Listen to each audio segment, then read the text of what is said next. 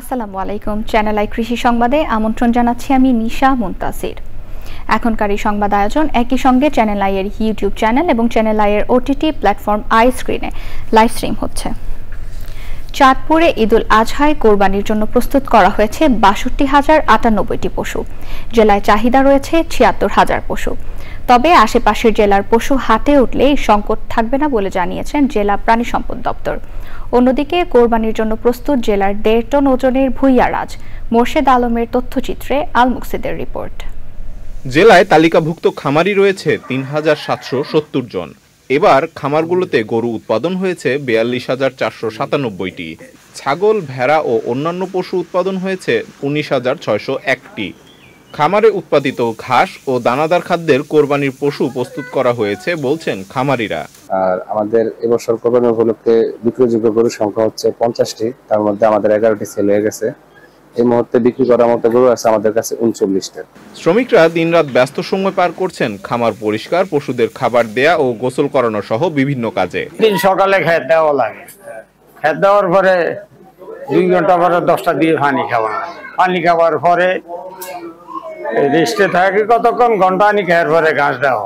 আমরা সকালে উঠা খামারে খামার পরিষ্কার করি, তারপরে ঘাস দেই, ঘাস দিয়া তারপরে দানাদার খাওয়াই, তারপরে বিকেল আবার দানাদার, তারপরে ঘাস। ভুইয়ারাজের মতো গরু এই এলাকাতে আর দেখেননি বলছেন এই খামারি। 2024 সালে বেচার একটা প্রস্তুতি নিয়েছিলাম। ওই প্রস্তুতিতে আমি দাম অত একটা ভালো মূল্যায়ন করে না দেখে আর বিক্রি করতে পারি না।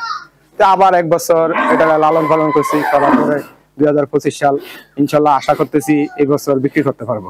এবছর কোরবানির পশু প্রস্তুত করার জন্য সার্বিক তত্ত্বাবধান ও চিকিৎসা সেবা দেওয়ার কথা জানান জেলার প্রাণী সম্পদ বিভাগ। এই পর্যন্ত আমাদের খামারিরা ৬২,০০০ কোরবানির পশু উৎপাদন করেছে এবং সামনে আমাদের চাহিদা ৭৬,০০০-এর মতো। এটা বিভিন্ন জেলা থেকে এসে আমাদের এই কয়েকদিনে পূরণ হয়ে যাবে। জেলা প্রাণী সম্পদ বিভাগের তথ্য মতে জেলায় ২ শতাধিক কোরবানির পশু হাট বসবে। আল মুকসিদ, চ্যানেল আই। নাটোরে আম চাষের ল্যান্ডস্কেপে প্রতি বছরই সংযোজিত হচ্ছে নতুন জাতের আম। অনুকূল আবহাওয়ায় চলতি বছর আমের ফলন ভালো হয়েছে। কৃষি বিভাগ বলছে জেলায় এবার ৩৫০ কোটি টাকার আম উৎপাদন হয়েছে। নাটোর থেকে রেজাউল করিম রেজার তথ্যচিত্র নিয়ে আল মুকসিদের আরও একটি রিপোর্ট। গত 15ই মে থেকে নাটোরের বাজারে আসতে শুরু করেছে বিভিন্ন জাতের আম। অনুকূল আবহাওয়ায় এবার আমের ফলন ভালো হয়েছে। এদিকে আম চাষ লাভজনক করে তুলতে নতুন জাতের ৬৭ প্রকারের আম চারা সরবরাহ করছে নাটোরের হর্টিকালচার বিভাগ। আবহাওয়া ভালো থাকা এবার পর্যাপ্ত পরিমাণ আম ধরেছে। ছাদের নিবিড় পর্যবেক্ষণে আমরা সারাক্ষণ আমের পরিচর্যা করছি। নতুন জাতের আম চাষে উদ্বুদ্ধ হচ্ছেন চাষিরা। বিভিন্ন রকম আমের গাছ আছে এবং এখানে আমের যে ফলনগুলো হয়েছে অনেক ভালো ফলন হয়েছে। তাই আমি চিন্তা ভাবনা করছি এখান থেকে কিছু চারা নিয়ে যে আমি একটা বাইরে বাগান করব। জেলায় এবার ৫,৬৯৩ হেক্টর জমিতে আম চাষ হয়েছে বলছে হর্টিকালচার বিভাগ। সেন্টার নাটোরে যে সমস্ত প্রায় ৬৭ প্রকারের জাতের আমের এখানে জাত আছে, তার মধ্যে কৃষকরা যেগুলো মানে বাগান আকারে স্থাপন করছে যে জাতগুলো, সে জাতগুলো বেশ ভালো একটা ফলন হবে বলে মনে করা হচ্ছে। নাটোরে নতুন জাতের আম চাষের ফলে আম চাষে এসেছে নতুন বৈচিত্র্য। প্রয়োজনীয় পৃষ্ঠপোষকতা পেলে আম চাষ আরও বৃদ্ধি পাবে বলছে সংশ্লিষ্টরা। আল মুকসিদ, চ্যানেল আই। ভোলা সদর উপজেলা পরিষদে অনুষ্ঠিত হয়েছে partner field school Congress ২০২৫।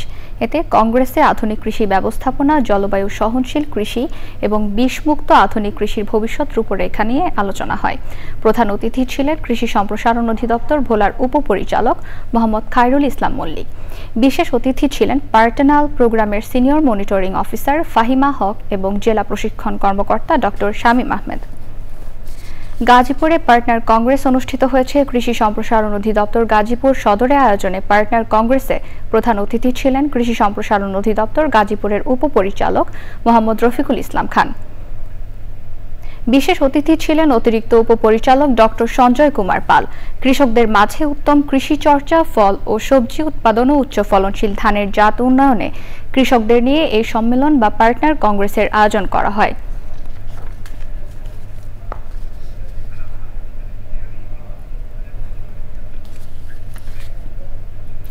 Channel I কৃষি সংবাদের আজকের আয়োজন এই পর্যন্তই। পরবর্তী সংবাদ আয়োজনে আমন্ত্রণ জানিয়ে শেষ করছি। ধন্যবাদ সবাইকে এতক্ষণ সাথে থাকার জন্য।